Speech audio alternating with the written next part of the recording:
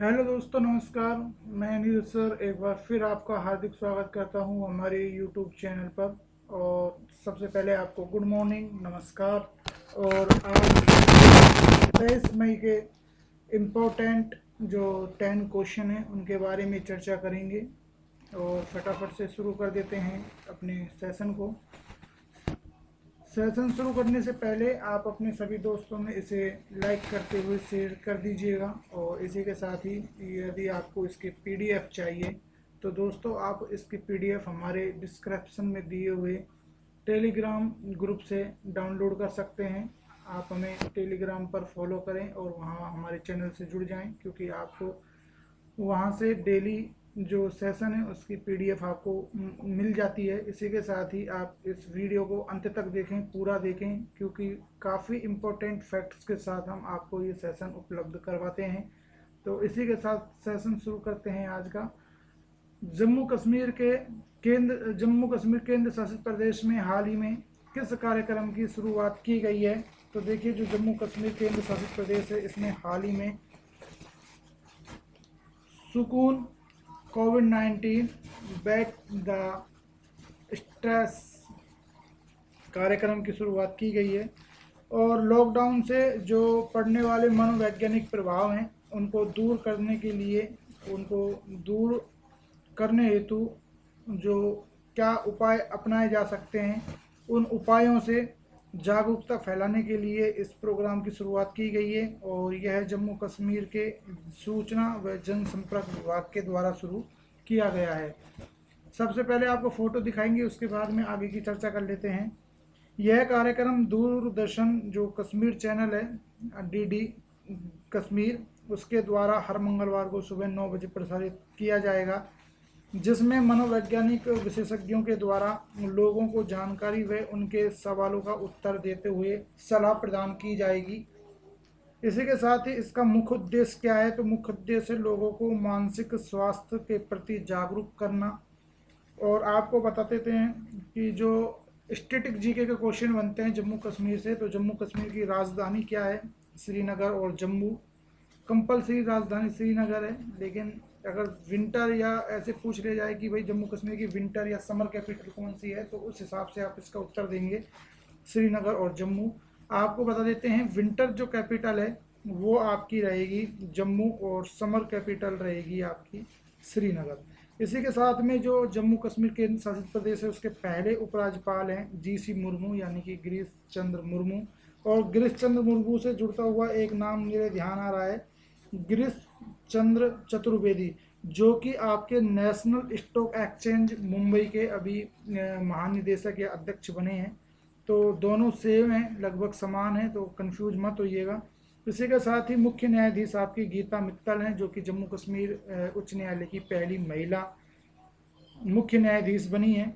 इसी के साथ ही आपको बता देते हैं कि कुछ समय पहले ही जम्मू कश्मीर सरकार द्वारा निष्ठा कार्यक्रम भी शुरू किया गया था। और गिरीश चंद्र मुर्मू जो आपके जम्मू कश्मीर के पहले उपराज्यपाल हैं। इसी के साथ ही जम्मू कश्मीर की जो कश्मीरी केसर है इसको हाल ही में जीआई टैग मिला है। और चैनानी नासिरी सुरंग है जम्मू कश्मीर के अंदर, जो कि इंडिया की सबसे बड़ी रोड सुरंग है, जिसकी लंबाई 9.2 किलोमीटर है। इस चैनानी नासेरी सुरंग का नाम बदलकर अब डॉक्टर श्यामा प्रसाद मुखर्जी रोड सुरंग कर दिया गया है। और जो डॉक्टर श्यामा प्रसाद मुखर्जी हैं ये बंगाल से बिलोंग करने वाले एक स्वतंत्रता सेनानी और एक विद्वान, लेखक, पत्रकार आदि थे। आपको बता देते हैं कि जम्मू कश्मीर में एक सिटी चौक नाम से एक जगह फेमस थी, कश्मीर में सिटी चौक नाम से, उसका नाम परिवर्तन करके भारत माता चौक कर दिया गया है। इसी के साथ ही एक सर्कुलर रोड आपका पूछा गया था पिछली बार एग्जाम्स में, बैंक एग्जाम्स में, और जो भी जितनी भी एग्जाम्स हुई थी रेलवे वगैरह की, उनमें ये दोनों क्वेश्चन बहुत ज़्यादा पूछे गए थे। तो आपको बता देते हैं जो सर्कुलर रोड है उसका नाम बदलकर हाल ही में अटल चौक कर दिया गया है। और इसी के साथ ही जो पीर पंजाल रेलवे सुरंग है, इंडिया की सबसे बड़ी रेलवे सुरंग है पीर पंजाल, जो 11 किलोमीटर लंबी है, ये भी आपकी जम्मू कश्मीर के अंदर ही स्थित है। आपको एक वेरी वेरी मोस्ट क्वेश्चन बता रहा हूँ, ध्यान रखना, जरूर ध्यान रखना। कि जम्मू कश्मीर उच्च न्यायालय में पहली बार किस न्यायाधीश ने भारत के संविधान की शपथ लेकर कार्यभार संभाला था। तो जो जम्मू कश्मीर, कहने का मतलब है कि जो जम्मू कश्मीर के जो पहले न्यायाधीश बने थे भारतीय संविधान के अनुसार, वो बने थे रजनीश ओसवाल। तो रजनीश ओसवाल का नाम आप ध्यान रखना, क्योंकि ये अभी जो फरवरी में पेपर हुए थे बैंक के, उनमें ये पूछा गया था। इसी के साथ ही जो आपके रेलवे एग्जाम्स हुए थे उनमें पूछा गया था।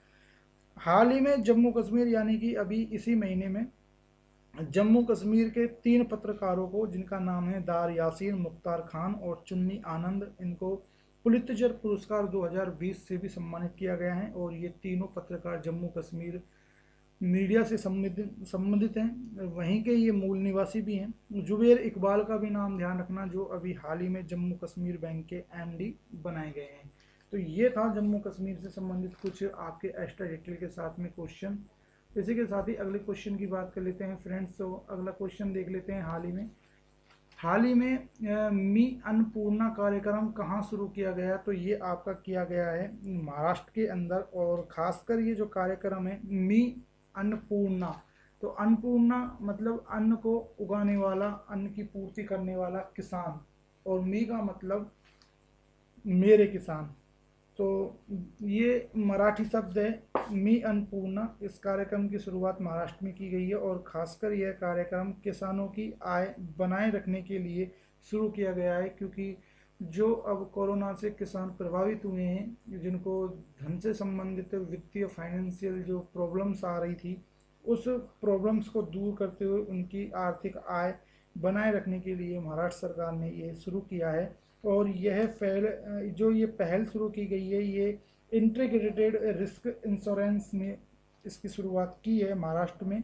और यह पहल 3 कारकों पर आधारित है। पहली है स्प्रिटिस, और दूसरी है एंटाइटलमेंट, और तीसरी है इंगेजमेंट। इस पर ये पहल आधारित है। यदि जीके, अगर स्टैटिक जीके की बात करें महाराष्ट्र से, तो आपकी राजधानी हो जाएगी मुंबई, और सीएम हो जाएंगे उद्धव ठाकरे, उप मुख्यमंत्री आपके अजीत पवार हो जाएंगे, जबकि गवर्नर आपके भगत सिंह कोश्यारी जी होंगे, और मुख्य न्यायाधीश तो अभी हाल ही में बनाए गए हैं दीपांकर दत्त, जो पहले कोलकाता उच्च न्यायालय में, उच्च जो न्यायालय है उसमें एक जज की भूमिका निभा रहे थे, उनको अब बॉम्बे उच्च न्यायालय का न्यायाधीश बना दिया गया है। और बॉम्बे उच्च न्यायालय है, उसके अधीन ही आपका गोवा भी आता है, ये भी आप ध्यान रखेंगे। इसी के साथ ही आईआईटी बॉम्बे की अगर बात करें, तो ये भी महाराष्ट्र में पड़ता है। और आईआईटी बॉम्बे ने अभी क्वारंटाइन ऐप लॉन्च किया था, और डिजिटल स्टेथोस्कोप भी जारी किया था, जिसका नाम था आयुष सिंक नाम से। तो ये कुछ सवाल थे। इसके साथ ही मेरे ध्यान आ रहा है कुछ इम्पोर्टेंट आपके महाराष्ट्र से। तो हाल ही में जो लॉकडाउन हुआ था, इसको लॉकडाउन जो बढ़ाया गया है, लॉकडाउन 4.0, इसको 31 मई तक बढ़ाने वाला देश का दूसरा राज्य बना है आपका महाराष्ट्र, और पहला राज्य आपका बना है पंजाब। इसी के साथ ही आपको बता देते हैं कि हाल ही में ई संजीवनी ओपीडी भी शुरू करने वाला महाराष्ट्र पहला राज्य बन चुका है। टैग फाल्टर रैंकिंग में मुंबई पहले स्थान पर था, अभी कुछ समय पहले ही लॉन्च हुई थी ये टैग फाल्टर रैंकिंग। और नेशनल स्टॉक एक्सचेंज जो आपका है, इसका मुख्यालय भी आपका बॉम्बे में बनता है, जिसके अभी मैंने आपको पिछले क्वेश्चन में ही बताया था, गिरीश चंद्र चतुर्वेदी आपके अध्यक्ष बने हैं। और बॉम्बे स्टॉक एक्सचेंज है, इसका भी हेडक्वार्टर आपके मुंबई में बनता है। तो ये कुछ एक्स्ट्रा डिटेल के साथ में ये क्वेश्चन आपको हमने बताया है। इसी के साथ ही अगले क्वेश्चन की चर्चा कर लेते हैं। तो अगला क्वेश्चन आपका कह रहा है कि हाल ही में विश्व अंतर्राष्ट्रीय चाय दिवस कब मनाया गया? तो देखिए फ्रेंड्स, जो हाल ही में विश्व अंतर्राष्ट्रीय चाय दिवस मनाया गया है, ये आपका मनाया गया है 21 मई को। ये आपका 21 मई को मनाया गया है। ये क्यों मनाया जाता है? तो ये चाय उत्पाद और चाय श्रमिक हैं, उनकी स्थिति में सुधार हेतु ये मनाया जाता है। क्योंकि चाय से इनकम तो बहुत होती है, लेकिन जो वो चाय जो हम तक जो श्रमिक पहुंचाते हैं, उसको फिल्टर करके या उसको पेड़ों से चुनकर जो बढ़िया क्वालिटी की चाय हमारे तक पहुंचाते हैं, उन श्रमिकों की जो फाइनेंशियल स्थिति है उस पर कभी ध्यान नहीं दिया जाता है। तो उनकी स्थिति, फाइनेंशियल स्थिति को बढ़िया रखने के लिए, अवेयरनेस फैलाने के लिए ये बनाया जाता है। और यह फूड एंड एग्रीकल्चर ऑर्गेनाइजेशन के द्वारा बनाया जाता है, जिसकी स्थापना 16 अक्टूबर 1945 में हुई थी। इसका हेडक्वार्टर रोम इटली के अंदर है और वर्तमान हेड है क्यू डोंगियो। तो ये आपकी इस क्वेश्चन से संबंधित कुछ एक्स्ट्रा डिटेल हमने बताई है। इसी के साथ अगले क्वेश्चन की चर्चा कर लेते हैं कि हाल ही में दीदी वाहन सेवा किस राज्य के द्वारा शुरू की गई है। तो देखिए, ये जो पहल शुरू की है दीदी वाहन सेवा पहल, ये आपकी शुरू की है मध्य प्रदेश सरकार, मध्य प्रदेश राज्य में शुरू की गई है। मध्य प्रदेश सरकार ने तो इसे शुरू नहीं किया, लेकिन मध्य प्रदेश राज्य में ये शुरू की गई है। यह योजना आदिवासी जो बाहुल्य क्षेत्र होता है और प्रमुखता से जो आपको एक बार फोटो दिखा देते हैं। फोटो में भी इस जिले का नाम दे रखा है। झाबुआ नाम का एक जिला है जो कि पूर्ण से आदिवासी जिला है। इस आदिवासी जिले में इसकी शुरुआत मुख्य रूप से की गई है और इस योजना की शुरुआत ग्रामीण आजीविका मिशन की महिलाओं के द्वारा की गई है, जैसा कि आप फोटो में देख सकते हैं। क्यों की गई है, तो फ्रेंड्स आपको बता दें, जो आदिवासी क्षेत्र में गर्भवती महिलाओं की सुरक्षित व व्यवस्थित प्रसव सुविधा उपलब्ध कराने के लिए इस सुविधा की शुरुआत की गई है, ताकि उन्हें किसी भी तरह की मतलब प्रसव के समय कोई परेशानी ना हो, या तो यातायात की और ना ही कोई परेशानी डॉक्टर संबंधी हो। तो इसलिए इसकी शुरुआत की गई है। अगर जीके, स्टेटिक जीके का अगर पोर्शन हम मध्य प्रदेश से देखें तो आपकी राजधानी हो जाएगी मध्य प्रदेश की भोपाल। सीएम हो जाएंगे शिवराज सिंह चौहान, जो कि चौथी बार मध्य प्रदेश के मुख्यमंत्री बने हैं। और इसी के साथ ही आपके जो गवर्नर हैं वो हो जाएंगे लालजी दास टंडन, और मुख्य न्यायाधीश आपके AKT यानी कि अजय कुमार मित्तल हो जाएंगे। आपको बता देते हैं कि भोपाल में देश का पहला गार्विस क्लिनिक भी अभी हाल ही में खोला गया है। इसी के साथ ही कुछ योजनाएं आपको चलते चलते मैं बता देता हूँ, क्योंकि पिछले सेशनों में मैंने मध्य प्रदेश को बहुत अच्छे से डिफाइन किया हुआ है। तो आपको कुछ चलते चलते योजनाएं बता देते हैं एक्स्ट्रा डिटेल में। देखिए, आपकी कुछ योजनाएं हैं, जैसे कि FIR आपके द्वार, इसी के साथ ही जनशक्ति योजना और चरण पादुका कार्यक्रम, ये सब अभी हाल ही में मध्य प्रदेश सरकार के द्वारा लॉन्च किए गए हैं। इसी के साथ ही फ्रेंड्स अगले क्वेश्चन की बात कर लेते हैं। तो अगला क्वेश्चन आपका कह रहा है कि हाल ही में विश्व बैंक यानी कि वर्ल्ड बैंक की नई मुख्य अर्थशास्त्री के रूप में किसे नियुक्त किया गया है। तो ये की गई है गई कारमने रैन हार्ट। और इनकी अगर आपको हम फोटो उपलब्ध करवाएं तो ये इनकी फ़ोटो है। और इसी के साथ इस क्वेश्चन पर चर्चा कर लेते हैं। तो देखिए, जो विश्व बैंक है उसकी स्थापना 1944 को हुई थी और कार्य संचालन उसका 1945 में हुआ था। इसी के साथ ही जो आपका मुख्यालय है वो वाशिंगटन DC के अंदर स्थित है विश्व बैंक का। और जो प्रेजेंट में इसके हेड हैं वो हैं डेविड मालपास, जो 13वें क्रम के आपके हेड हैं। और जो डेविड मालपास हैं ये USA के ही रहने वाले हैं, यानी कि USA के नागरिक हैं। इसी के साथ ही एक नाम मेरे ध्यान आ रहा है, अंशुला कांत। इनका नाम आप बिल्कुल ध्यान रखेंगे, क्योंकि ये भारतीय मूल की एक महिला हैं, अंशुला कांत, जो कि WB यानी कि वर्ल्ड बैंक की CFO चीफ फाइनेंशियल ऑफिसर अभी हाल ही में नियुक्त की गई हैं। इसी के साथ ही आपको एक और नाम मेरे ध्यान आ जाता है गीता गोपीनाथ का। देखिए, GGN मतलब गीता गोपीनाथ, और GGN है ये आपकी IMF, जो IMF है ये, यानी कि इंटरनेशनल मनी फंडिंग की मुख्य आर्थिक सलाहकार बनी है।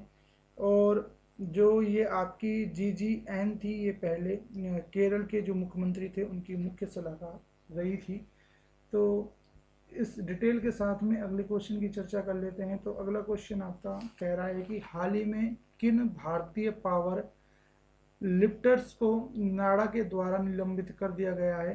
तो ये आपके दो पावर लिफ्टर्स हैं जिनको निलंबित किया गया है। एक तो सविता कुमारी है और एक अंकिता सिसोदिया है। इन दोनों को नाडा के द्वारा अभी हाल ही में निलंबित कर दिया गया है, क्योंकि ये डोपिंग टेस्ट जो होता है खिलाड़ियों का उसमें फेल हो गई थी और फेल होने के कारण इनको निलंबित कर दिया गया है। इससे पहले भी एक भारतीय डिस्कस थ्रो अंकित कुमारी को भी निलंबित किया गया था नाडा के द्वारा। आपको और अगर बात बताएं तो जो सरबजीत कौर है इन पर भी 4 वर्ष के लिए प्रतिबंध लगा दिया गया है। अगर हम नाडा की बात करें तो देखिए, नाडा एक एजेंसी है जो कि वाडा के अंतर्गत काम करती है। नाडा की फुल फॉर्म होगी नेशनल एंटी डोपिंग एजेंसी, और ये 24 नवंबर 2005 को इसको स्थापित किया गया था। इसका हेडक्वार्टर नई दिल्ली में है और इसके हाल ही में मतलब कि पिछले साल 2019 में इसके नए ब्रांड एम्बेसडर बनाए गए थे नाडा के सुनील शेट्टी, जो कि एक एक्टर हैं बॉलीवुड के। अगर इसी के साथ में वाडा की बात करें तो देखिए, वाडा की फुल फॉर्म होगी वर्ल्ड एंटी डोपिंग एजेंसी, और ये भी खिलाड़ियों पर जो जो शक्तिवर्धक जो जैसे खिलाड़ी डोज लेते हैं तो उन पर ये निगरानी, मतलब नशीले पदार्थों के सेवन पर ध्यान रखता है। और इसका जो मुख्यालय है वाडा का वो मॉन्ट्रियल शहर के अंदर है, जो कि कनाडा के अंदर स्थित है। इसी के साथ ही अगले क्वेश्चन की बात कर लेते हैं। तो फ्रेंड्स, अगला क्वेश्चन कह रहा है आपका कि फ्लिपकार्ट ने हाल ही में ग्राहकों को डिजिटल मोटर बीमा पॉलिसी देने हेतु किसके साथ समझौता किया है? तो ये किया है बजाज आलियांज जनरल इंश्योरेंस के साथ में। और आपको बता देते हैं इस क्वेश्चन से संबंधित कुछ डिटेल्स। तो देखिए फ्रेंड्स, जो फ्लिपकार्ट है इसने अपने ग्राहकों के वाहनों को सुरक्षित रखने के लिए सहज सरल समाधान दिया जाएगा बजाज आलियांज के साथ मिलकर। और आपको बता देते हैं कि कुछ समय पहले भी जो Bajaj Allianz general insurance company है इसने फ़ोन पे के साथ मिलकर एक बीमा पॉलिसी भी लॉन्च की थी जो कोरोना केयर के नाम से जानी जाती है। अब यहाँ पर मुझे नाम आता है SBI जनरल इंश्योरेंस का। तो जो SBI जनरल इंश्योरेंस है इसने भी आरोग्य संजीवनी स्वास्थ्य बीमा पॉलिसी लॉन्च की थी। तो ये कुछ एक्स्ट्रा डिटेल के साथ में आपकी जानकारी थी। यदि दोस्तों आपको मेरी ये जानकारी अच्छी लग रही है और लगता है कि वास्तव में ये जानकारी आपके लिए काफ़ी हेल्पफुल रहने वाली है, तो आप भी मेरी हेल्प करें। इसको आप सेशन को हमारे को लाइक करें और अधिक से अधिक अपने दोस्तों में शेयर करें। और यदि आप नए हैं तो इसको चैनल को सब्सक्राइब कर लें, ताकि जब भी हमारे, और बेल आइकन को भी प्रेस कर लें ताकि जब हमारी अगली वीडियो आए या सेशन आए तो आपको उसका नोटिफिकेशन मिल जाए। इसी के साथ ही फ्रेंड्स अगले क्वेश्चन की बात कर लेते हैं। तो अगला क्वेश्चन आपका इम्पोर्टेंट क्वेश्चन है। हाल ही में स्वदेश निर्मित भारतीय रेलवे का 12,000 HP वाले इलेक्ट्रॉनिक लोकोमोटिव इंजन का नाम क्या है? तो देखिए फ्रेंड्स, इसका नाम है WAG-12B नाम इसको दिया गया है। अब इसकी आपको एक्स्ट्रा डिटेल बता देते हैं। इस इंजन को 60,027 WAG-12B नाम दिया गया है। यदि आपसे इसका पूरा नाम पूछा जाए फ्रेंड्स तो इसका पूरा नाम है 60,027 WAG-12, इसको नाम दिया गया है। इसके बाद में अगर आपको इससे संबंधित और जानकारी बताएं तो यह बिहार में स्थित एक मधेपुरा इलेक्ट्रॉनिक मोटोवेटिव फैक्ट्री है जहां पर इसको निर्मित किया गया है। और ये जो इंजन बना है ये मेक इन इंडिया प्रोग्राम जो चल रहा है नरेंद्र मोदी जी के द्वारा चलाया गया था, मेक इन इंडिया, उसके तहत इसको फ्रांसीसी कंपनी के साथ हमारे भारत के वैज्ञानिक और जो रेलवे के इंजीनियर्स हैं उन्होंने मिलकर बनाया है। और जो ये फ्रांसीसी कंपनी ने इसमें सहयोग दिया है उसका नाम आप ध्यान रखेंगे, इसका नाम है एलेस्ट्रोम नामक कंपनी।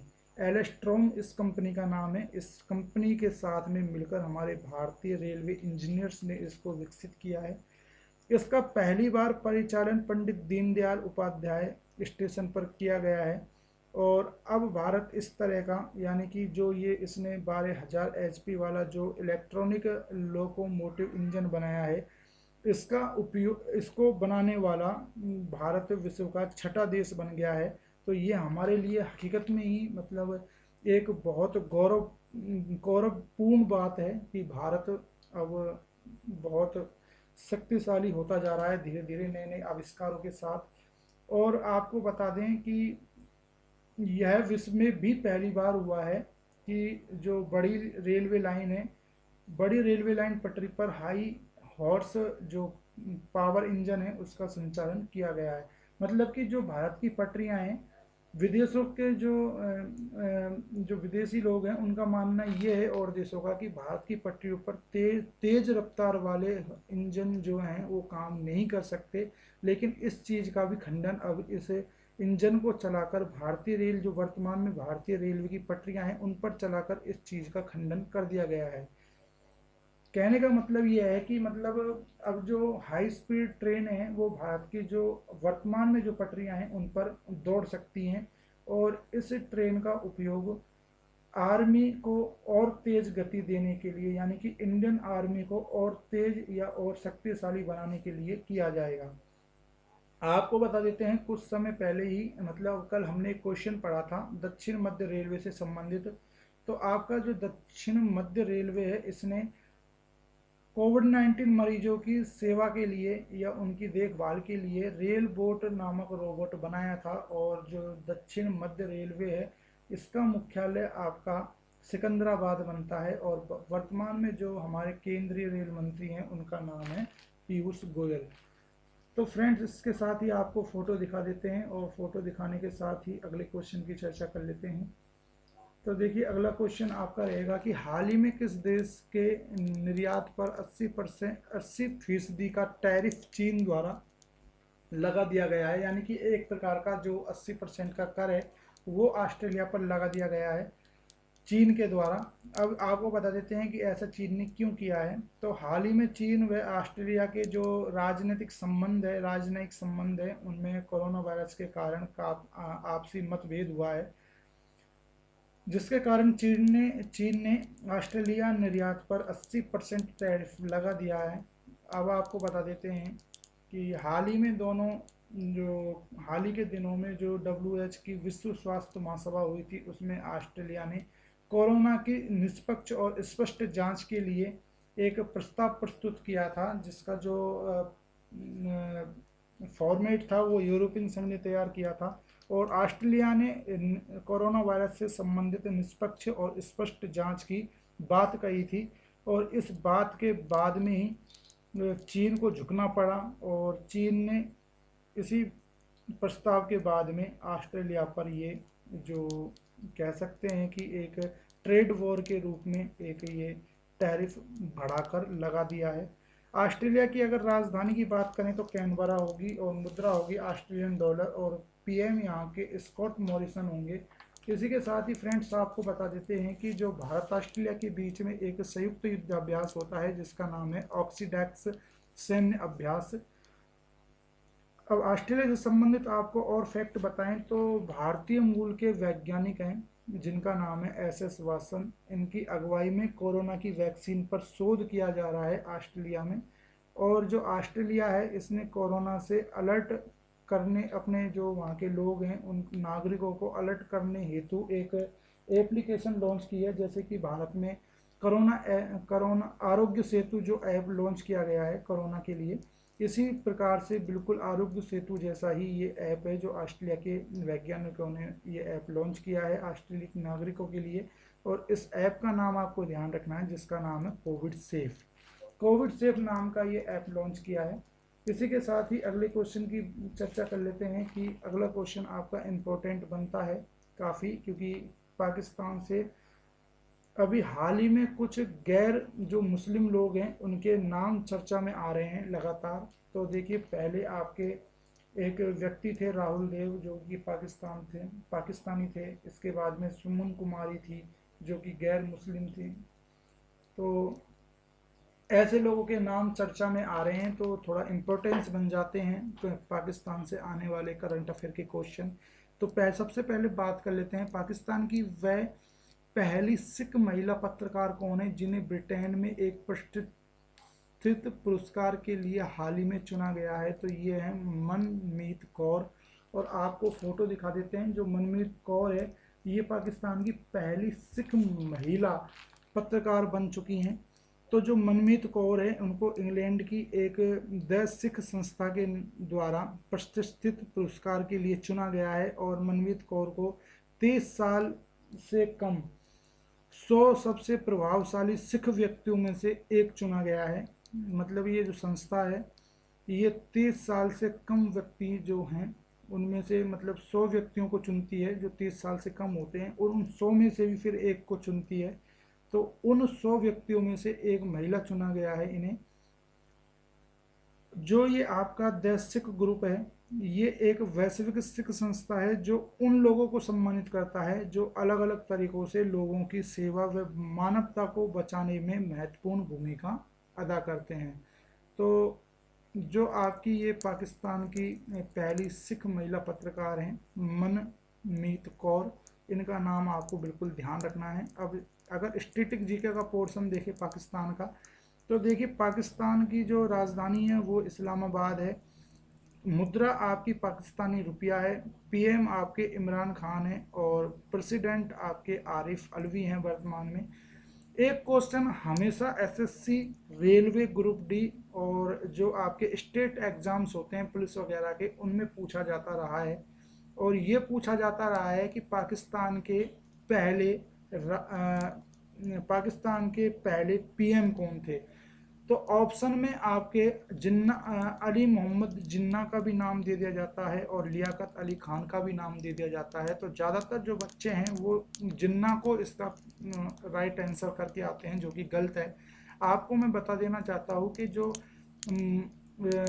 जिन्ना है वो पाकिस्तान के राष्ट्रपिता माने जाते हैं, जबकि लियाकत अली खान पहले पीएम यानी कि प्रधानमंत्री बने थे पाकिस्तान के। इसी के साथ में 2019 में पाकिस्तान ने अपना नेशनल ड्रिंक यानी कि राष्ट्रीय पेय पदार्थ घोषित किया था गन्ने के रस को। ये चीज़ आपको याद रखनी है, ये इम्पोर्टेंट बन जाता है क्वेश्चन। इसी के साथ में राहुल देव पाकिस्तान एयरफोर्स में शामिल होने वाले पहले हिंदू पायलट। सुमन कुमारी पाकिस्तान में पहली हिंदू जज बनी। 2019 में ये क्वेश्चन काफ़ी एग्जामों में, कंपटीशन एग्जामों में रिपीट किया हुआ है। उमर अकबर का आपको नाम ध्यान रखना है। उमर अकबर पाकिस्तान के एक क्रिकेटर हैं और इनको हाल ही में पाकिस्तान क्रिकेट बोर्ड के द्वारा 3 साल का प्रतिबंध इन पर लगा दिया गया है। इसी के साथ ही सना मीर हैं जो पाकिस्तानी महिला क्रिकेट की एक क्रिकेटर हैं और हाल ही में इन्होंने अंतर्राष्ट्रीय क्रिकेट से संन्यास की घोषणा भी की थी। बाबर आजम हैं, ये भी आपके एक क्रिकेटर हैं और पाकिस्तान ने जो आपकी पीसीबी यानी कि पाकिस्तान क्रिकेट बोर्ड है उन्होंने बाबर आजम को एक दिवसीय अंतर्राष्ट्रीय क्रिकेट के कप्तान के रूप में घोषित कर दिया है। यानी कि ये जो अब एक दिवसीय अंतर्राष्ट्रीय मैच होंगे उनकी कप्तानी करेंगे बाबर आजम। भारत पाकिस्तान के बीच में जो रेखा बनती है उसको हम रेड क्लिफ रेखा के नाम से जानते हैं। और पाकिस्तान जो अफगानिस्तान के बीच में जो बॉर्डर लाइन बनती है यानी कि सीमा रेखा बनती है उसको हम डूरंड रेखा के नाम से जानते हैं। इसी के साथ ही कुछ और अगर आपको मैं इंटरनेशनल लाइंस बताऊं, बॉर्डर लाइंस, तो देखिए भारत और जो चाइना है इसको मेक मोहन रेखा के नाम से जाना जाता है।